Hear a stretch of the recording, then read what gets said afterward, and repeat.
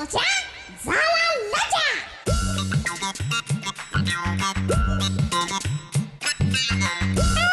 जय जय महाराष्ट्र माझा, गरजा महाराष्ट्र माझा, पावन देशा पवित्र देशा महाराष्ट्र देशा.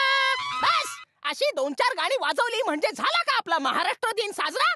अरे काय चाललंय काय? काय महाराष्ट्राचा इतिहास आहे, केवढा ज्वलंत भूतकाळ आहे आणि आम्ही वर्तमानात काय करतो तर महाराष्ट्र दिनाला वर्तमानपत्रही वाचत नाही. कित्येकदा लक्षातही नसतं की आज महाराष्ट्र दिन आहे.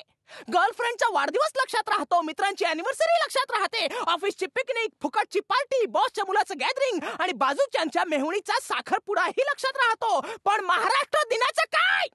परवा तर एका लहान मुलाने happy birthday to you Maharashtra असं लिहिलं होतं. पण त्याला हे कोण समजावणार की आजच्या दिवशी महाराष्ट्र कसा जन्माला आला?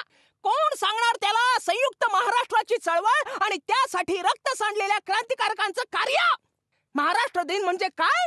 बाजूची चिंगी म्हणाली बँक हॉलिडे, बंड्या म्हणाला बाबांच्या ऑफिसची पिकनिक, पिंट्या म्हणाला आईच्या महिला मंडळाची पार्टी. अरे काय चाललंय काय? हा महाराष्ट्र दिन नाहीये. या असल्या लोकांमुळे दीन महाराष्ट्र झालाय हा.